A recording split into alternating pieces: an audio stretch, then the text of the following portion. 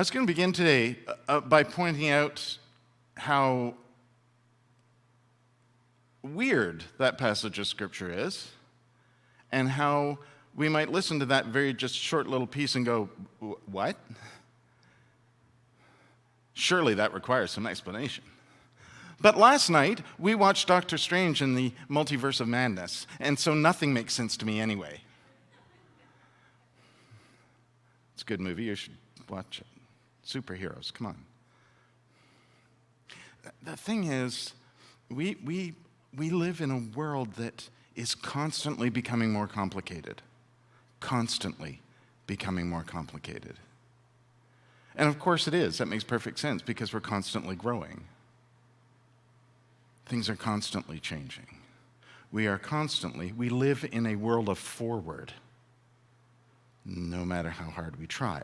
It makes perfect sense. I mean, think about it. You know, when we're born, we eat and we poop, that's it. We don't have any worries, we have nothing else to do. But then we learn how to roll over, and we learn how to crawl, and we learn how to walk, and suddenly we're curious, and we have to know stuff, and we have experiences, and boom, you're an adult.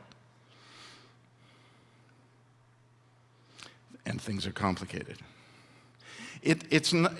Should not be at all surprising that, of course, we would long for better days in the past. At least our vision of that, I guess, whether they actually were or not. We would long for better days in the past, whether they were or not. Because things are constantly expanding, constantly becoming more complicated, constantly requiring more engagement. And what we'd really like isn't for things to go back to a time when they were better. What we'd really like is to go back to a time when they were simpler. As long, of course, as it's simpler in a way that's beneficial for me.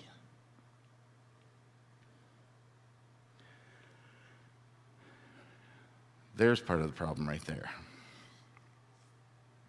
But the world is constantly becoming more complicated, and we are finding that challenging. And so we try to control it. We quite literally go back to that moment in the Bible where it says, "You shall have dominion over everything." I would like to have dominion over everything, because we understand dominion as control. Particularly control of something so that will benefit me. Other people too, I suppose, that'd be fine. But me. And there's so many ways we try and do that.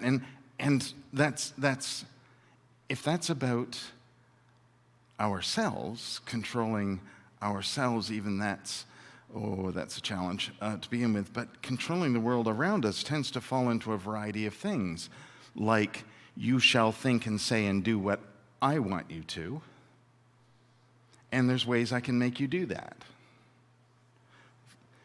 I can tell you how you're going to burn in the fiery lake if you don't do what I say, and at least one of you will believe me, and that's a start. I can control you by force. That's a favorite thing in history. And today, I can control you by force. I can manipulate you. There's all sorts of really nasty ways that I can get you to do what I want you to do. I can actually even, it's not even just a question of me making you all do what I want that I agree with.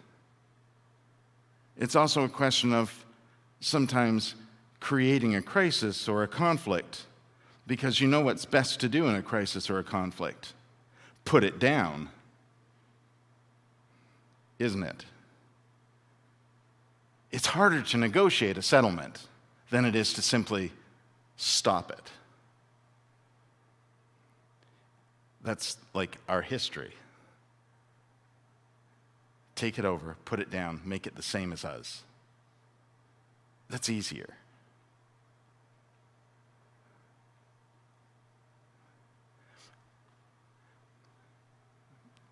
That's not Jesus, though, is it? That's not what Jesus is about. So here's a moment in the story of Jesus where Jesus begins to get down to business, let's say. And the first thing that happens, and you know that's happening because Luke phrases it as he turned his face towards Jerusalem. That's Luke's way of saying, I know what's ahead, I'm focused on that, that's where we're going. And the first thing that happens after that is that they come to a Samaritan village. And the Samaritans aren't interested in listening to Jesus. That shouldn't be any surprise to anyone, especially the disciples. If you read around this story, well, even if you don't read around the story, you may also already know Samaritans and Jews don't get along because Samaritans are Jews. They're just the wrong kind. Samaritans believe that God resides at Mount Gerizim, and Jews like Jesus and the disciples and the people that he is preaching to generally believe that God resides in the Temple of Jerusalem. So even the very turns his face towards Jerusalem expression should make it clear that Samaritans are not going to be interested in what Jesus has to say. And so two of the disciples, let's do something about that. And I know, Luke just kind of says he rebukes them and they move on. But I kind of think there was more to the conversation. I think there was probably more to the conversation like, what is wrong with you? You know they're not going to want to hear what I have to say anyway because I'm not one of them. And by the way, keep listening because I'm going to tell you a story about who's one of them and who your neighbor is in about 2 chapters. I'm going to tell you about a good Samaritan. There should be no surprise that they don't want to hear what Jesus has to say. There also shouldn't be any, actually, there should be a lot of surprise that the disciples' response to that is, let's punish them for it. Have you guys not been listening to Jesus yet? No wonder he rebukes them. But even then, what happens? He walks on. He doesn't engage them. He just wants to move on. And then they encounter 3 people. The first one says, I'll follow you, Jesus, wherever you go. And Jesus is kind of like, will you though? Do you know where I'm going? Because, it's going to be a long journey and I don't really have a home. Well, I do, but you have to listen really closely to find out where that is. And then there's somebody who Jesus invites to follow, but no, well, I've got to go and bury somebody. And Jesus appears to very callously say, whatever, but you should just let go of that and follow me. And then there's somebody else who just wants to say goodbye to their family, which probably involves, you know how that works. You're leaving, so there's big family dinner, there's toasts, there's drinking, there's a party. There's no time for that. Let's move on, says Jesus. What's going on here? Is Jesus really that callous? Is he really so focused on Jerusalem that he's not interested in having people follow? Or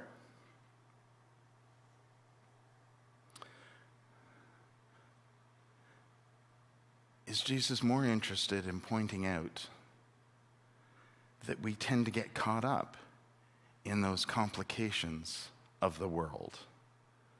Or at least those things we've decided are the things that make the world complicated. Those people aren't like me. I don't know. I like to go home at the end of the day. I don't know if I want to follow you, Jesus.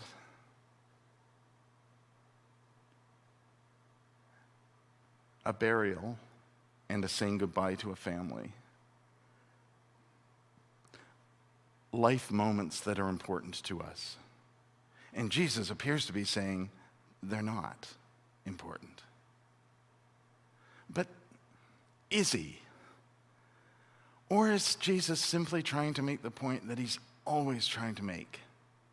which is God is in that. God is at the heart of all of those things. God is at the heart of you.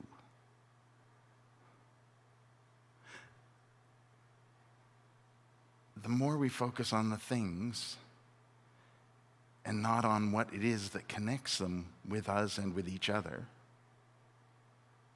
the more complicated we'll feel life is, the more complex it is. And we're focusing on the thing. We're not focusing on the relationship. And the relationship with God is the relationship that connects us with each other. And that's a lot of work. That's a lot of work. Which is why I think Luke tries in this moment, and it's not like he doesn't try this in a bunch of different ways throughout the story. In this moment, Luke isn't just trying to remind us about how important it is to keep God at the heart of things. Remember about the letter of the law, but what's at the heart of the law? There's one of the other ways. Just the manner in which Jesus engages people even. But here, it's not just a question of remember that God is at the heart of things. It's a reminder that that's a lot of work sometimes. It's a challenge sometimes. It might seem counter to everything that we want to do. It might particularly seem counter to our need or our desire to have control over things. To make you be just like me. Partly because that's less work for me. Partly because then I know you'll do what I need.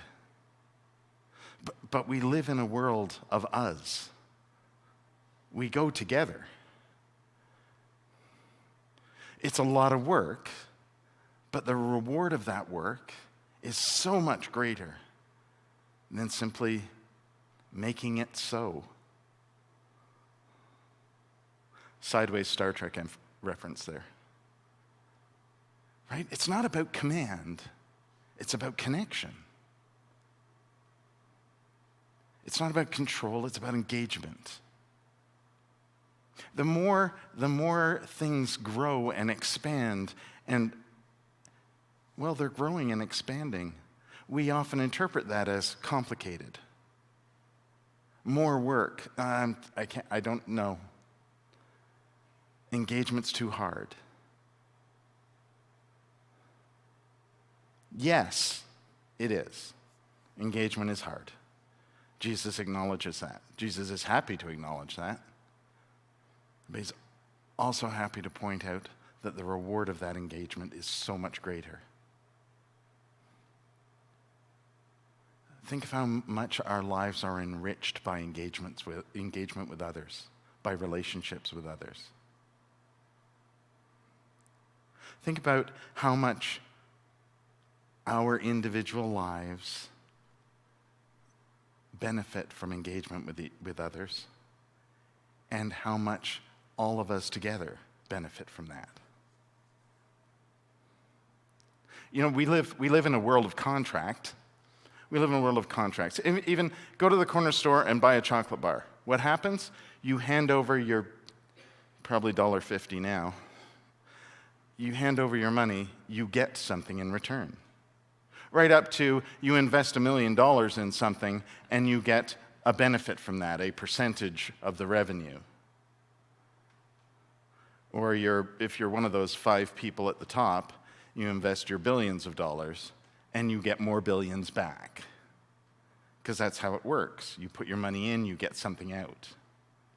In fact, it's so odd and unusual for the world to not work like that, that we have something that we actually have a special name for it when it isn't like that. When you put money in just simply in order to help others, we actually have a special name for it. We call it charity.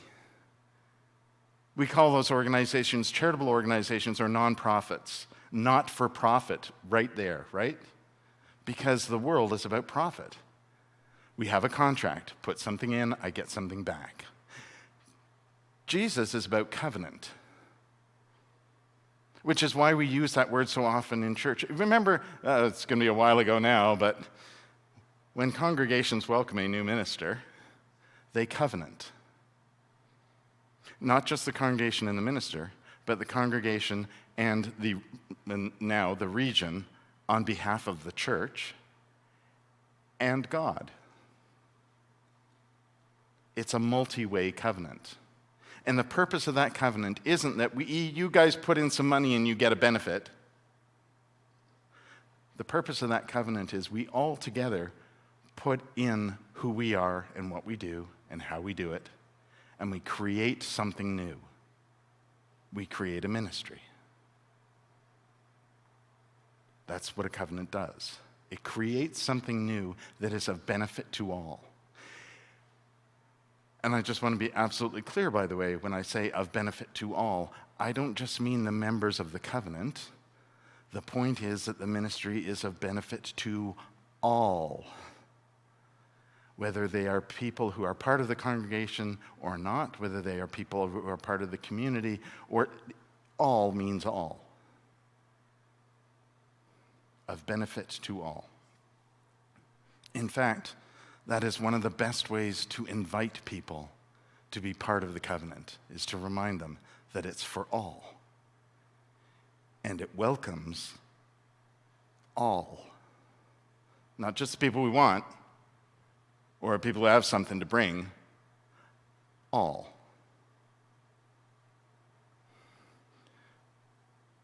So, when we started Rising Spirit Ministry is a partnership of Pinocchio United Church and Bashaw United Church. When we started that partnership, that collaboration, that covenant, we tried to approach it as that very thing, that it was to create a new ministry for all, but to do it not by contract, but by covenant. We all participate in creating this new thing which is of benefit to all. And we do that literally by collaboration. When Rising Spirit was created, we didn't instantly go, Bashaw and Pinocchio congregations shall behave in this fashion. They shall do this, and we're all going to do the same thing. We pointedly said, both congregations get to keep their own identity. They get to be who they are within their own community. They're not part of a network of things that have to all be the same. They are something that is unique to their community, that is partnering with somebody else, collaborating with somebody else in order to share the things that will help us grow community where we are. And we do different things, and we do things in different ways. But it's all designed to build that community, that sense of community amongst not just the people who are in this room or who are watching online, but within the wider community. That attracted a lot of attention, by the way, particularly from the part of the national church. It's called EDGE, and that should tell you what they're about. They are the part of the national church that is the sort of leading edge of innovation and engagement in the church. And I think what they liked most about the idea was that we weren't trying to create a multi-point pastoral charge. We weren't trying to create the same thing everywhere. We were trying to create a collaboration that supported people in their community where they are.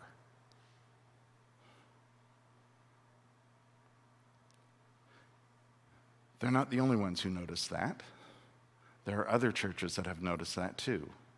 And here's what's happened. We have been contacted and we have reached out to other churches. And the first part of the conversation invariably begins with, tell us about your technology. And so, of course, we say, well, Graham's amazing. He's just, everyone should have a Graham because he's just incredible. And then they go, no, your camera and your software and stuff. And they want to talk about that. They want to talk about how we do the live stream thing. And then the conversation moves out of the live stream in the technology department into this whole business of how are you creating community? What's your goal around encouraging congregations to develop themselves where they are and engage the wider community? And then they're suddenly not quite so interested in the I'm so sorry, Graham. They're suddenly not so interested in the technology part. They're more interested in the community part. Because that's new.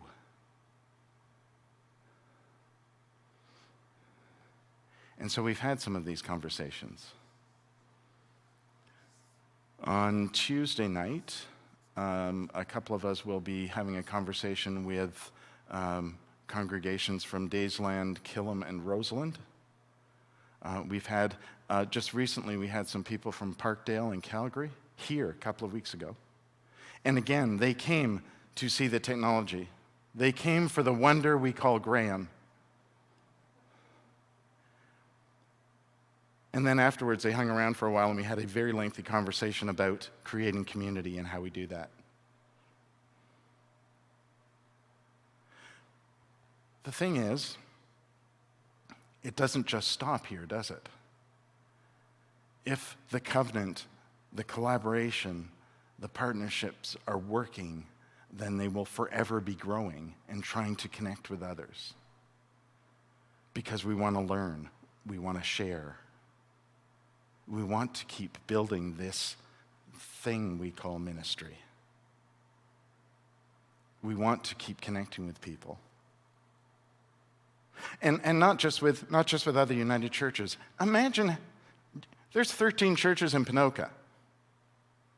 13. Last time I counted, there could be 15 by now or 10. I don't know. But last time I counted, there was 13. There's less than 7,000 people who live in Ponoka. I guarantee you there's also people in Ponoka who go other places to go to church.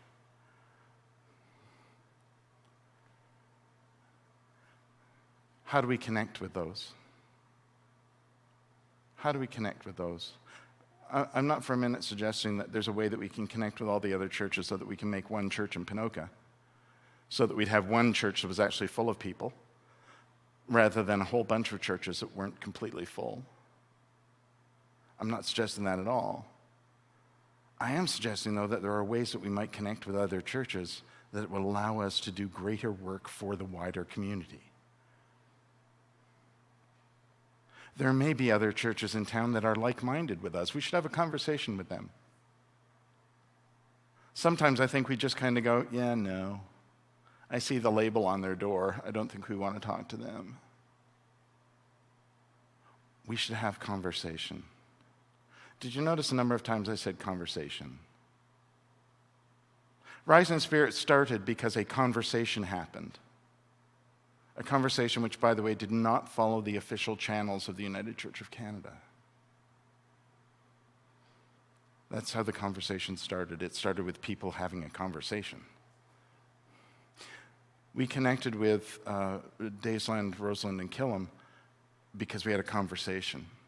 We've had a conversation with people from Castor and Coronation and Three Hills.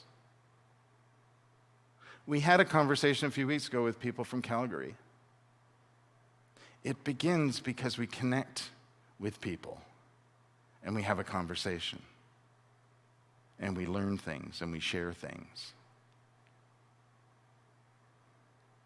It doesn't begin with somebody saying, you shall come together and form one thing.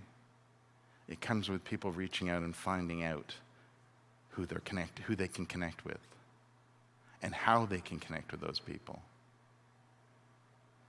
That's what we're trying to do. That's what Rising Spirit is about. That's why Rising Spirit, just to be absolutely clear, Chinook Winds region of the United Church of Canada, is called Rising Spirit and not Basha Ponoka. It has a name. Because we created something, it has a name. And hopefully, that something that was created will simply keep engaging people and encouraging conversation, encouraging community, encouraging a connection. Whether you Whether you know God exactly the same way that we do, whether you know Jesus exactly the same way that we do.